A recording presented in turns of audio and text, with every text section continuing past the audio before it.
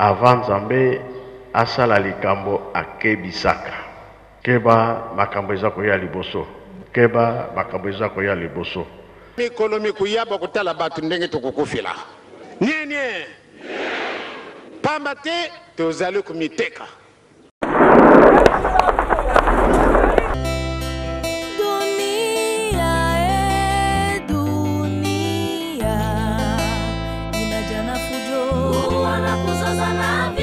Kuchukiana duniani,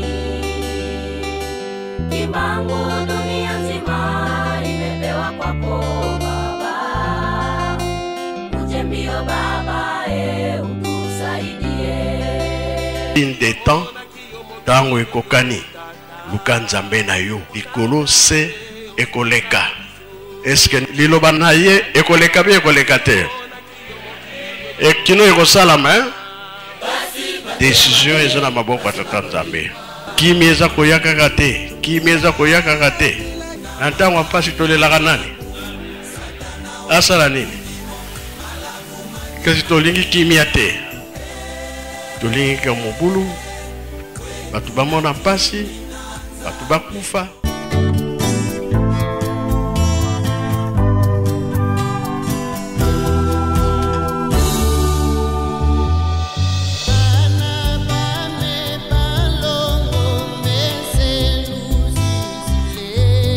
Soki libota na ngai to peuple na ngai bamikitisi liboso na ngai yawo baluki elongi na ngai batiki mabe na bango ngai Nzambe ya bomoi nakobatela bango nakobikisa bango nakolimbisa mabe na bango mpe nakobikisa mboka na bango. 2 Chroniques chapitre 7 verset 14. Mbote batata bamama balandi Kiltiki Kimbangu zene esengo mokolo ya lelo ya kokabola Kiltiki Kimbangu na esengo ya mokolo ya lelo banso tutumbeli bino boyema.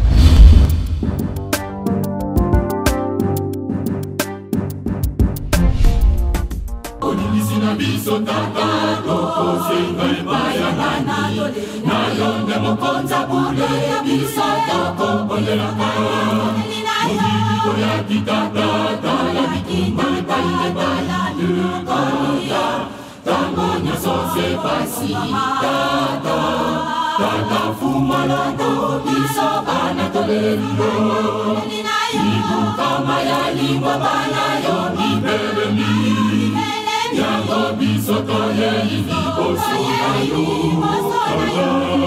sambiso saka fumalongo ibisa biso sambiso saka fumalongo ibisa biso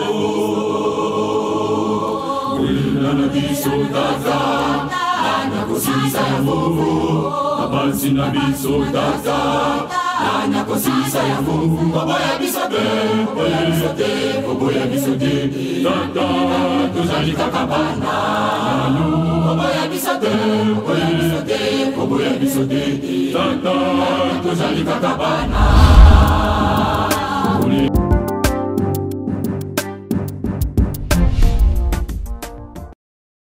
Tomesana na kati ya Kiltiki Kimbangu tango nyonso kolanda bongo maloba mosantu ya tata Kimbangu. Lelo message mo tata Simon Kimbangu kianga na talisa kibiso na wetali komibatela biso bandimi na wetali moma tozali nango ya pasi pe betisi te pona kobete makambo tozo komona ya pasi lelo babitumba bisika na bisika moto moko bobela kopesa solution ezali tata Nzambe ye tata Nzambe nde tata Kimbangu kiangani tolanda message na ye tukutana sa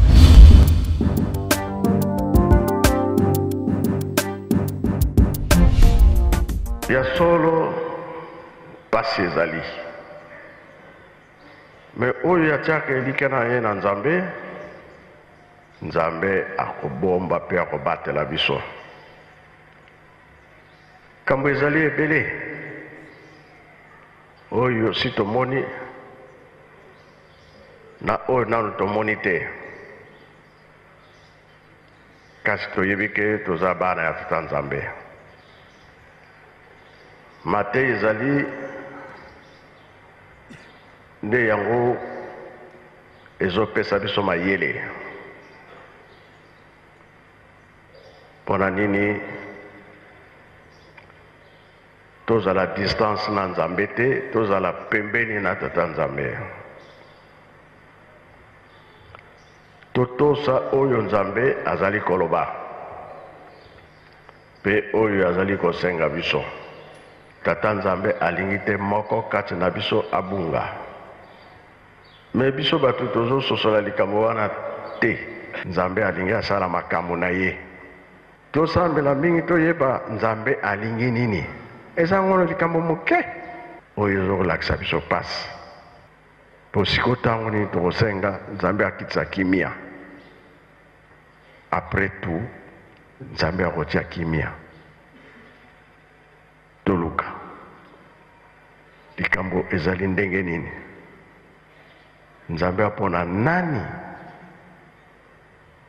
Likambo na kopesa ngo na nani. Po tout sosola toyeba pona nini pasi oyo yeli biso. Nzambe tosenge bolimbisi. Soki nzambe alimbisi biso te nani lisusu. Bato azokufa. Pe eloko ya kolia ezali te. Tokanisa, tososola, toyeba nzambe alingi nini. Solution ya mokili ezali na yo moto sambelaka. Oza na lingomba nini, wapi na wapi. Tala pasi ekoyeli biso na mokili.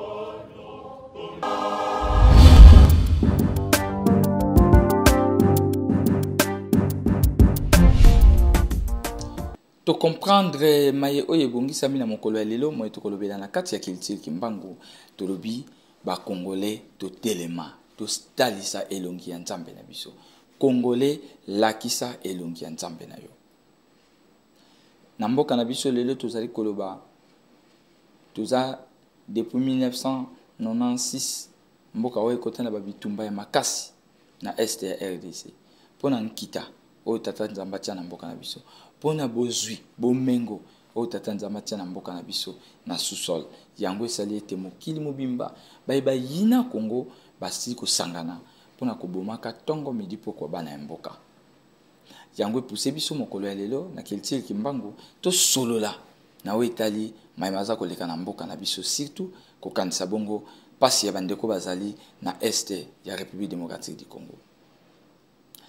Na kotika bino bolanda jambo élément oyo ya transition moye ko permettre biso to arriver ya kotala le lenge nini na Kinshasa tozo sepela na ba Congo central toza na esengo mais le lenge nini bandeko na biso bazali na este bazali ko souffrir. Mama koko ya 3e âge na nzete na liboko azokima bitumba bana ya mikie ya ba 4 ans ba 3 ans ba inane mama na mwana na mokongo mususu abwaki mwana pona pasi. La panique des réfugiés congolais sur fond d'affrontement entre les rebelles du M23 et les soldats de la République démocratique du Congo, à Goma. Le pouvoir central refuse de négocier avec les insurgés. Aucun dialogue ne peut et ne pourra intervenir avec notre agresseur tant qu'il occupera, quelle qu'en soit l'étendue, une portion de notre territoire.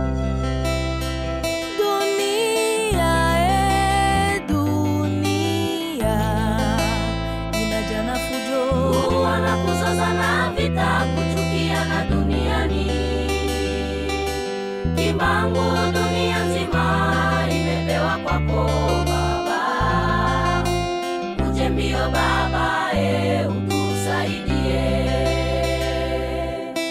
Kumbuka kwanza kabulio yaona duniani Baba, ilikuwa tu sisi watu tupate amani.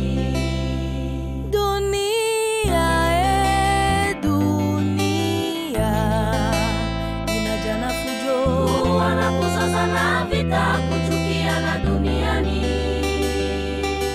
Kimbangu dunia nzima imepewa kwako Baba, uje mbio Baba, utusaidie.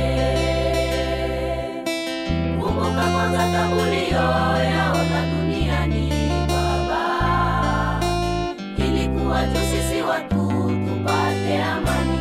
Ona namna tuko tunalia, wa baba na wa mama wakilia, tabu inazidi duniani. Kimbangu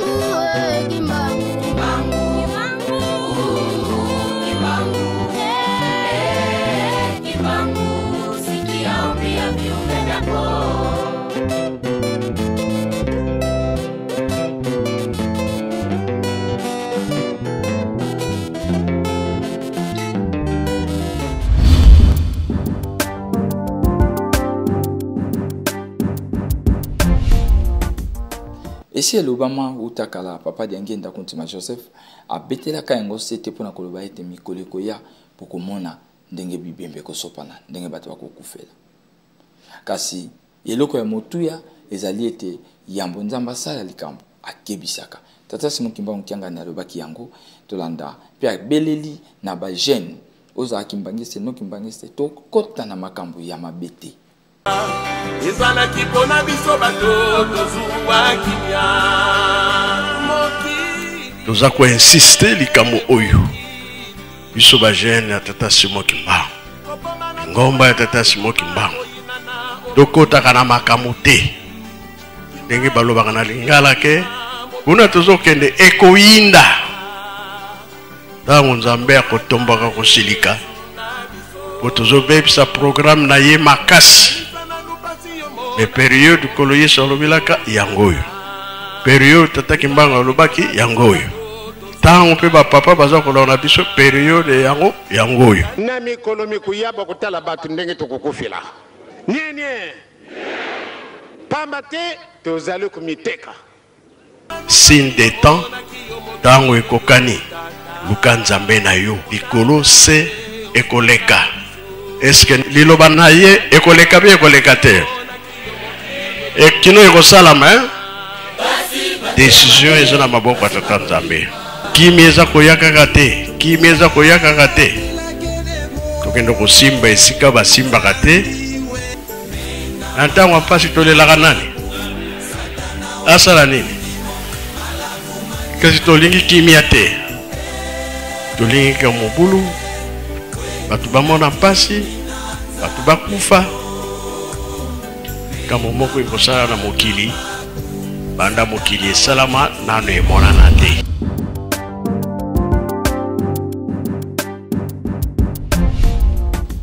na pasi na motema ntango yo oza na ndako ozosepela kolia komela eza na bandeko mpe baza lokola biso bavandaki na kimia mesali ete bato ya mitema mabe bakoti na makambo yango mpona kopesa pasi na mboka makambo tozali koloba eza bakongole baza bacomplice na makambo oyo na susi ya kosukisa kokabola mboka Congo po ete baimperialiste bazwa esika lokola mboka oyo ezali ya tata Simon Kimbangu yeme azali kotambusa yango ata litanga moko ya mabele kokende te tozwaki ntango ya kotalisa bino lolenge bandeko bakokima guerre ndenge basexprimaki na kotalisa badouleur mpe pasi oyo bazali na yango na période.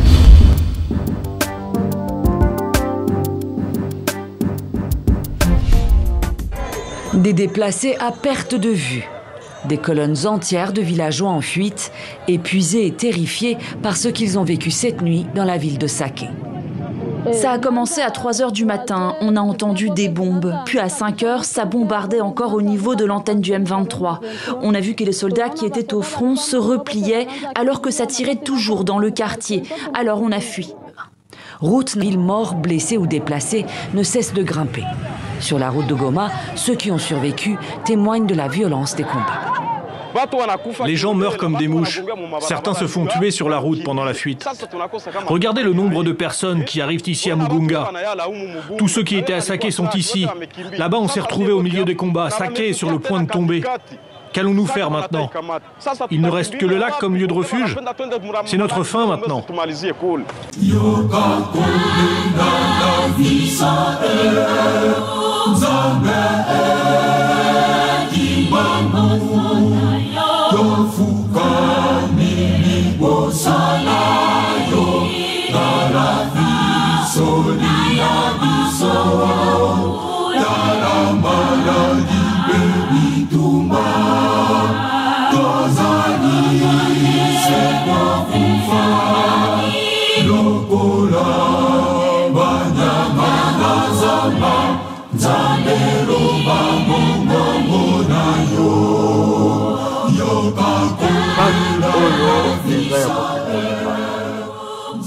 Cinq continents, ils en passe. Alors, dès que 5 continents, ils en passe, ils sont sur le bagayete, sur le bord de la famille. Les tambours, ils ont un mot de côté. Et quand ils sont espace kozala na mokili mobimba. Alors basakoli mingi mpe balobelaka yango. Yango tolobi ke ya motu te ya nzambe. Po tata nzambe akata likambo yango biso nde ozala représentant ya nzambe ozala nani toyoka na biso nyonso na mokili mobimba tozala esika moko kati na mabonde akoyokela biso nde akoyokela biso te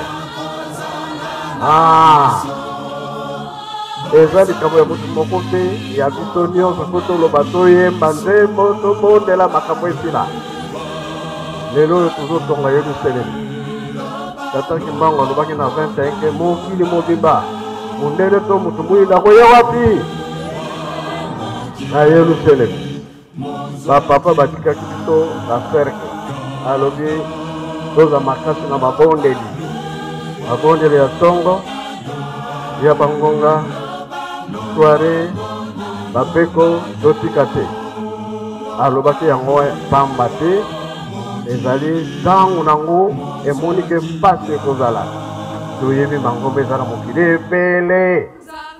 ebele moya kuti kotanga yango ezali te basakoli ya kala bazalaki en direct na tata nzambe bamosusu bakolota bamosusu bakozwa vision nzambe alobi boye sika efo tosenga mpo mokili eza na mpasi mokili eza na kimia te soki tolobi ke mutu boye asala boye ekosimba te soki nzambe te totya nzambe liboso ye nde akosilisa makambo nyonso na mokili mobimba soki tobungaki nzela malamu tozongela nzela ya kala oyo tobungisaka loba mongongo na yo tata loba mokili mozwa kimia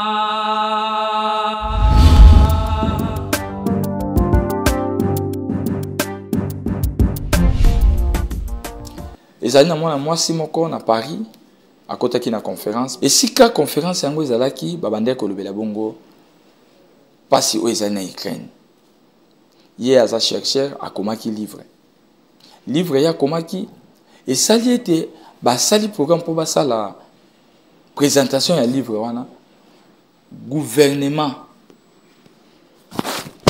ya bafrançais interdire manifestation wana interdire yango mpona nini po vérité ebana te mais la dame a participé na kati ya réunion wana to séminaire wana oyo bazali kolobela beaucoup plus maima koleka na Ukraine ndenge bato bazali kokufa azwaki micro alobaki tout haut maye ezali koleka tolanda. Donc, je vais parler sur un livre qui vient de sortir, Holocauste au Congo, sur l'omerta de la communauté internationale. Vous avez parlé de l'Ukraine. En fait, je voulais juste vous dire par rapport à ce qui se passe en République démocratique du Congo, sur la pression qu'on a quand on essaie de militer pour faire savoir la vérité qui s'est passée en République démocratique du Congo pendant le génocide du Rwanda. Aujourd'hui, nous avons une très grande pression sur ces livres parce qu'on veut faire savoir aussi les côtés de l'histoire de la République démocratique du Congo. Sur ces livres parce qu'on veut faire savoir aussi les côtés de l'histoire de la République démocratique du Congo. On était à une journée de la conférence à la mairie de Paris centre et à la mairie de Paris 20e. Il y a des lobbies des pro-Kagame qui se cachent derrière les associations pour empêcher cette vérité. Parce qu'au Congo, vous parlez aujourd'hui de l'Ukraine, je vais vous informer, ce qui s'est passé en Ukraine, au Congo, chez nous, ça va faire plus de 30 ans. Nous sommes à 10 millions de morts et 6 millions de femmes violées. Donc la conférence, c'est juste que ces gens, Kagame, il est soutenu par les Anglais, il est soutenu par la France et les Américains, et on ne veut pas que la vérité puisse être connaître de tout le monde. Il y a urgence que le monde entier s'intéresse un peu par rapport à ce qui se passe en République démocratique du Congo. On en a marre. Il y en a tellement de choses, il faut qu'on écoute tout le monde en fait. Moi je vais me battre, je ne lâcherai pas et je suis tout à fait d'accord avec vous ce que vous dites. Il faut qu'on se mette ensemble parce qu'ensemble on est plus fort.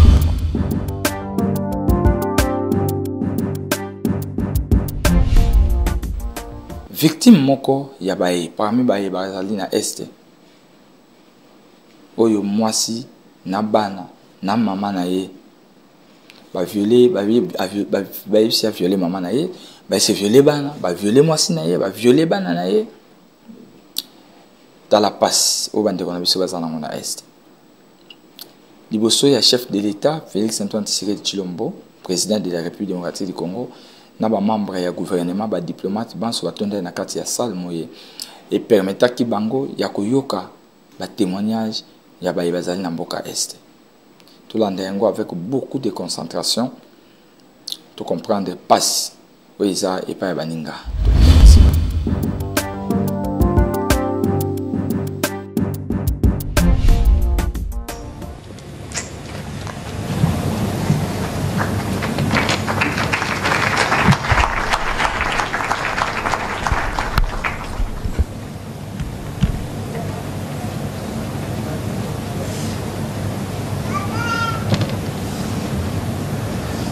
Vous allez m'excuser. Si vous applaudissez comme ça, ça me fait mal. Si vous me voyez ici attaquer messieurs, c'est vraiment ôté. Mon nom c'est... Moi je réponds au nom de Désiré Grou Yabapi. Je suis venu de l'Ituri, territoire d'Ndjougou, collectivité chefferie de Bahama Nord.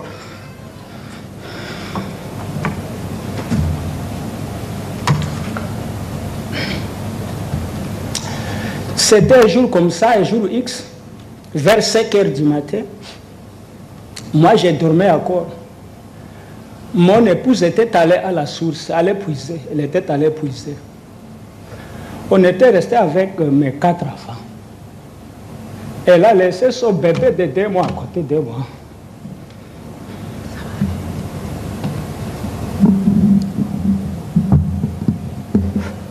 Dès son retour de la source, j'ai écouté le crépitement des balles. Je me suis dit non, tous les matins comme ça, c'est quoi? Il y a un monsieur, mon voisin, qui est venu, monsieur Désiré, sortez avec tes enfants. Heureusement, l'épouse est déjà rentrée. J'ai pris mon bébé, d'abord j'ai récupéré les bébés de la mère de l'épouse. J'ai dit à elle, prenez ces 3 enfants pour que je vais sauver la vie de ces bébés. On est allé se cacher à la brousse, très loin à la brousse du village.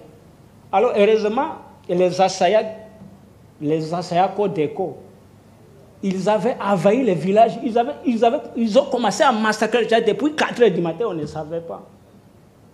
Alors, à ma grande surprise, j'ai vu les assaillants apparaître. Ils sont venus là où on s'est caché, on ne sait pas comment ils ont su que nous étions à la brousse. Comme mon papa était déjà mort, tué aussi, alors moi j'ai gardé ma mère avec moi, plus âgée, 73 ans. Moi j'ai été obligé par ces assaillants, ils m'ont demandé entre la vie et la mort que je puisse choisir. Il y a un assaillant qui me dit non, ne posez pas de telles questions à ces messieurs, exécutez-les. Alors, ce petit garçon-là a tiré sur ma mère. A tiré sur ma mère, il y a un monsieur à machette qui a coupé et peint la chair de ma maman. J'ai mangé ça cru.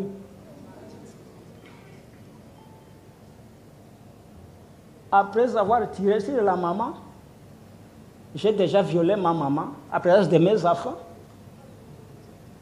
Il y a un monsieur qui se dit commandant de Assaja qui viole mon épouse à ma présence, à présence de mes enfants. Vraiment, mon fils aîné qui a 12 ans aujourd'hui, il est devenu impoli. Il est devenu impoli envers moi.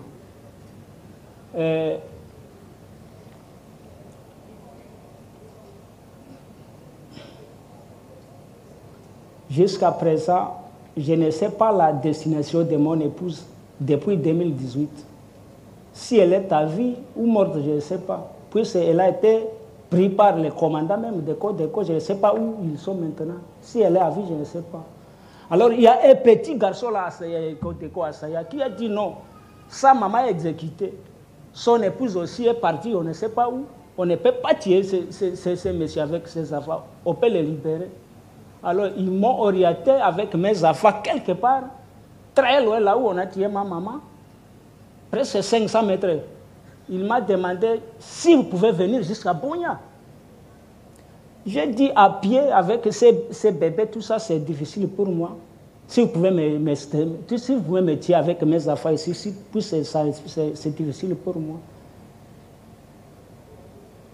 Alors, il y a deux militaires, Kodeko Asaya, qui nous a accompagnés jusqu'au village en me demandant de ne pas passer ma nuit à Bloukwa.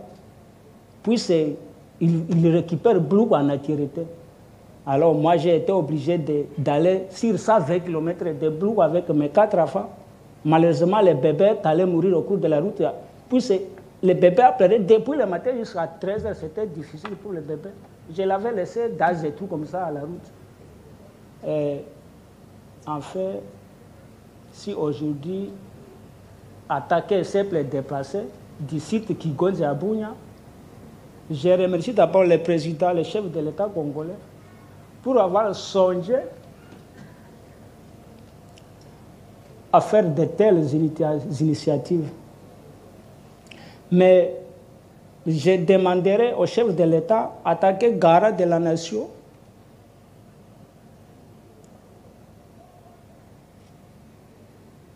de faire la justice, que la justice soit faite. Puis moi, je me suis décidé de ne plus rentrer en Djougou.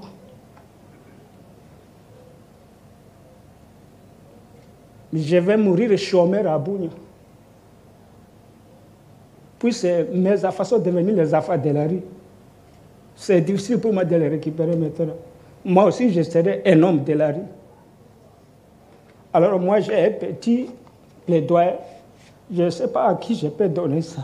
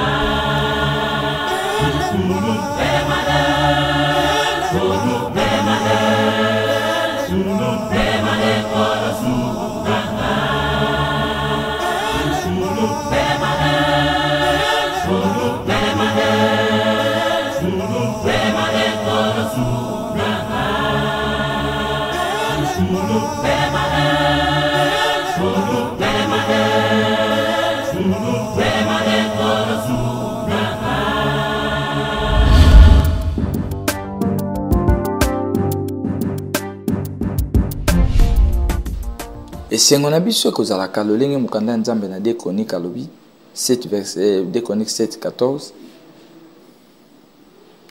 soki libota na ngai emikitisi baluki elongi na ngai nzambe batiki mabe na bango ngai nzambe na nguya na kolimbisa bango na kobikisa bango na kobikisa na libota to pays na bango. Le 6 avril, les alliés journée chômée payée confirmée dans le Congo. Moi, je présente ce qui est de accélérer au PSA.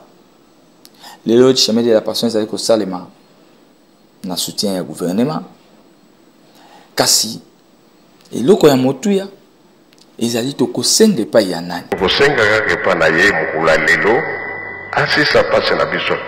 Moto ya mokili ya kosisa ya wote soki nzambe te. Ebe, o izakoya na mundele na mutu mwindu sikoyo tokokimela wapi olingi koyoka kombo ya Simoki Mbangu te ennemi oyo eza koya tokokimela wapi tokozala ndenge nini mutu nyonso ayebi kasi akufa mutu moko un politicien alobaki babangaka nyoka oyo eza bomoi soki nyoka akufi azalaka susu makasi te bamingi bayebi ke Simoki Mbangu akufa makasi eza lisusu te nyoka kokufa kosala eloko te me totala kaka oyo eza koya liboso yo ennemi ya Simoki Mbangu ntango wana kokimela nde wapi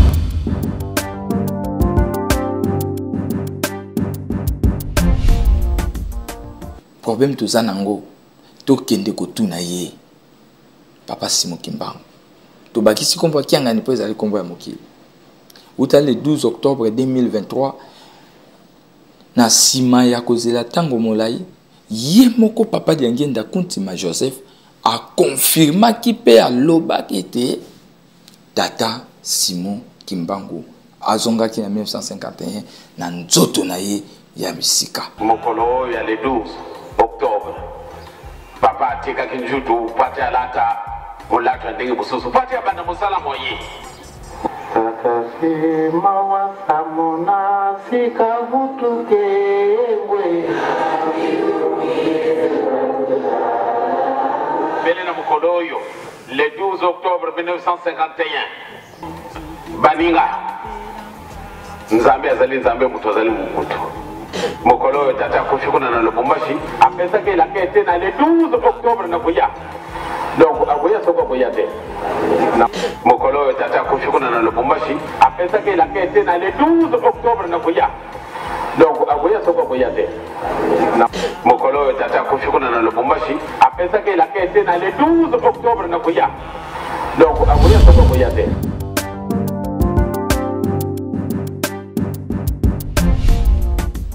Donc là tu comprendre que ezali yende mutu aza na solution clé ya makambo nyonso eza na maboko ya Tata Kimbangu eloko ni esenge na biso kosala évêque Caleb oyo azali moko parmi ya bapasteur ya ville province ya Kinshasa oyo pe bayebani makasi aza pe na église ya monene afandaki alobi non makambo ndenge ezali kokende eza mabe esengeli nakoma epai ya mokolo makambo Tata Simon Kimbangu kiangani na bandeli koloba bauti kolanda yango oyo azali kotambusa lingomba kimbangiste lelo eza Tata Simon Kimbangu oyo ya 21 ye wana moto azali pamba te toyebi makambo eleka na Lubumbashi tango Tata Kimbangu akufaka michopo biloko nyonso nzoto na ye elimwaka nde azongaki nsima opesa bana na ye elaka na bango misato Papa Kisolokele Papa Delunga Papa Diangenda boza bansi na bango bazali na bazemi oyo akobota mwana mobali mokolo ngana kokufa boyeba te ete ngai na zongi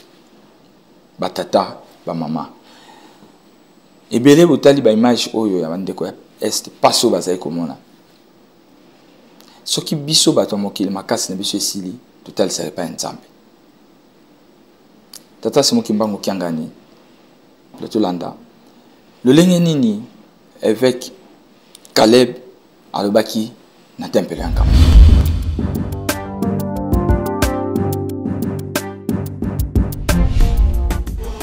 oyo instabilité ezali na kati na mboka oyo ezali marque ya korespecte maloba ya oyo moumbu na Nzambe alobaka oyo ezali dispersé. Chaque pays eza na père spirituel na bango. Biso bato ya réveil tomonaki toluka bapère na ba Nigeria, bapère na ba Côte d'Ivoire, bapère na ba Afrique du Sud, na ba Israël. Au moment tobosanaki ke Nouvelle Jérusalem na biso ezali na mboka ya kamba. Yango naza mutu ya liboso oyo na buki voile ya limitation oyo ezalaki kobomba bato na kati ya ignorance. Na kozala moko oyo akotambwisa liloba oyo monde entier. Et puis ekosukela awa te. Comme conséquence ya kozanga ko honorer Papa Simon Kimbangu, nde bitumba oyo ezali na kati na mboka, nde pasi oyo ezali na kati ya mboka, nde liwa oyo ezali na kati ya mboka. Yango nazali kosenga na papa sur ordre na ye parce que azali moto ya molimo alimbisa mboka oyo parce que moto aza na clé ya kodekole mboka oyo ezali na maboko na ye. Papa nasengi protection na yo parce que nayebi bitumba oyo ya 1921 1951 lolenge na annoncer message oyo bitumba ebandi me kolonga ezali ya biso po mboka oyo ezali ya biso. Tokobanga bitumba te, tokotelema na kati ya couverture ya papa na biso a encadrer biso pour 4e génération na sima na se ya makolo na ye emema Congo na nouvel développement. Merci et que Dieu vous bénisse. likambo toyoki tolandi awa tata na biso auti koloba biso tolobaka ntango nyonso toza susu na makambo ya koloba te bango nde babanda koya babanda koyebisa biso makambo toyoki bie toyoki te tolandi vo tolandi te ayoki soni te likambo ya lobi ya liboso aye kosenga bolimisi bongo bie bongo te ya lobi bien biso nyonso tolanda nzela oyo koko na biso tata Simon Kimbangu ayaki mpona biso loposo mwini likambo tata Nzambe ata ewumeli ekosala ekangami na se ekangami na likolo efungwami na se efungwami wapi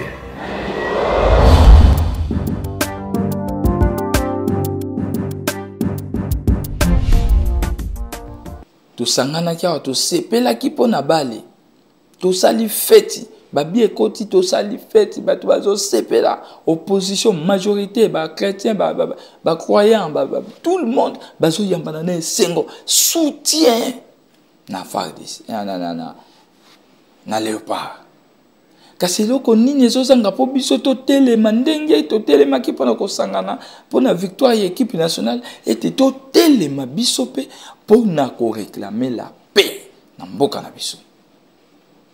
Papa Simon Kimbangu soki asalaki 30 ans na prison ezalaki mpona esengo mwasi na ye te na bana na ye. Son premier fils n'avait que 7 ans, papa qui est lequel papa de Lunga na 5 ans, papa de Angien de 3 ans. Na papa na maman na mwasi na ye maman mayemi bango miso basala bolo 30 ans papa Simon Kimbangu a sacrifié bisengo bana na ye esengo mwasi na ye andimi kokende kokufa bamimi na Lubumbashi.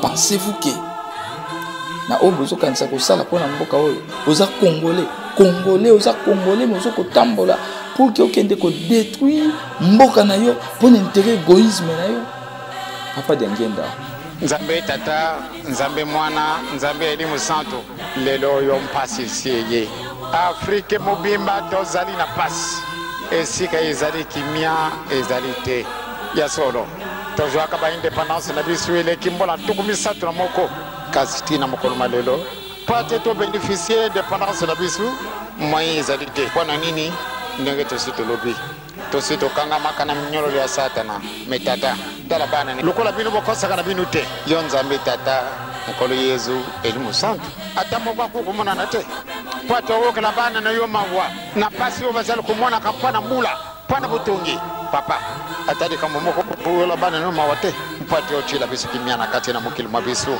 mukili moye mozali kado yo Nzambe pesi bisu kasi kimia izalite malam de to bomana na bisu malam de to sala makambo yo bango sala mate ya solo tabulela na bana no talana no mpasi bango bamoni nanda kupelo ko kuzali ya volia izalite oyo baza kulela kabutu moyo mpati ochila kimiana kati na mukili mabisu Nzambe tata nkoli Yesu elimu santo malgré mitima na biso makasi yonde ko bongola ka eloko mabe obongoli yango yokomi eloko kitoko pani tu kamata na biso kanda koleka papa okala bana no yo mawa tekate ba konji na biso ba oyo bandimi ete batambulisa mukili oyo batambulisa ngona sodo na bookani na kubunda te na kuteya matei mabete na kuswana te kasi ba muto ya kamatiri kamba kitoko ati ba étudier yango babimisi likambo kitoko mpona nini na biso wabona kati na Zaire mokili mwa yo bongo nde kubunda kaka mokolo na mokolo kuswana kaka pene mokolo na mokolo makulu balikambo kitoko ezali te lobi okooka boye lobi okooka kuna boye lobi okooka kuna boye mawa esali biso ata mwana moko azali te na kati na bana oyo baza komona kapasi na lere boye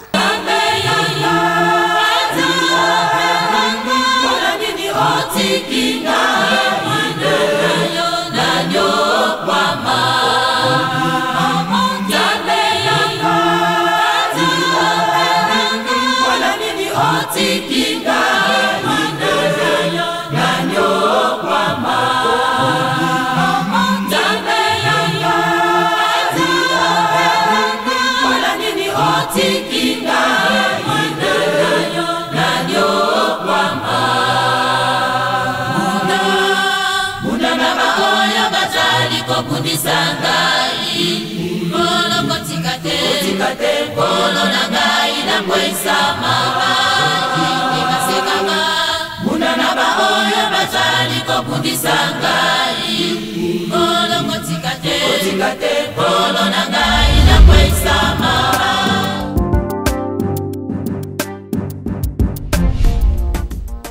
Biso tozandika mosusu te ya koloba bakonzi ya mboka bino bokotala makambo oyo tosuka kaka te lolenge elobama na Ezayi ete bozokumisa ngai mpo naza pembeni na bino me soki napesi mokongo bobaluki nyonso nazoba bozali kotosa te tokende komona tata Simon Kimbangu Kiangani officiellement boloba na ye papa ye makambo tozokoka yango lisusu te yo olobi nini silisa makambo Kimbangu Kiangani suis le patron du ciel et du monde je ne dis pas du verbiage crevé faites-moi confiance je suis l'alpha et l'oméga faites-moi confiance je ne dis pas du verbiage crevé faites-moi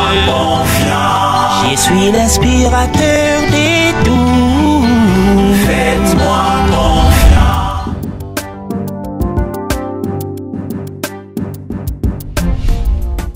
ezalaki na biso esengo ya kokabola Kiltile Kimbangu mokolo ya lelo batata ba mama balandi ya Kiltile Kimbangu tosukeli awa na mokolo ya lelo tomipesa na mabondeli biso bato misana kosambela lolenge tata Kimbangu alobi solution eza na bato bakosambela eza ya motu moko te tosangana topesa na mabondeli tokanisela bandeko baza na este ozali na mwa elamba olataka su te oza na mwa dra ya mwa bien oza na mwa couverture oza na bilamba oyo babebe bakokolata kangisa yango kangisa bifunda kende koluka ministère ya affaires sociales babiro na bango eza ntina bamaison communale okeyo depose kolina yo koma loba na bango na ye kotika kolina ngai pour ke ekende kosunga bandeko baza na est wana période ya mbula bana wana bazosouffrir bandeko bazolala na condition ya mabe okangisi kende kotika loba na bato wana kolina ngai na ye kotika eza kokende na est soki bango bakokende nango te to bakotinda yango te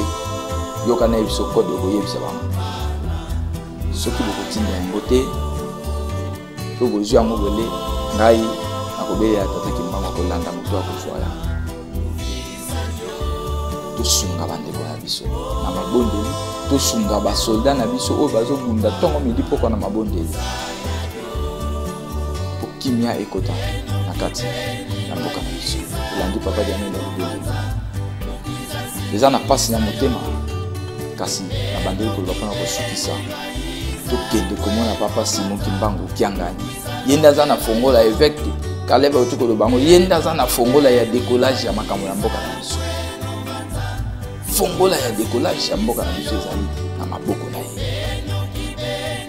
soki tomipesi tomikitisi toye liboso na ye totika oyo nyonso tobandeko tomona ye nano papa makambo ekomi compliqué yo monaki pasi pamba te toyepa na yo moko kota likambo osilisa yango akosilisa yango topelaki na Kinshasa masango ekomaki koboma bato bandika ya mbili ezoboma bato bakonzi ntango wana balobi yo mokolo mboka yaka na Kinshasa ndenge ya lisolo ya mbika esila na lisolo ya masango ekufa tozoluka su nini soki tozokotuna ye te tozoloba na ye te sala boye papa yo nde silisa awa bando tala biso mpe kaka parce que tosengi ye te biso tozokoexplike kaka kote kuna bitumba ya me topesa ye charge wana papa silisa makambo wana osala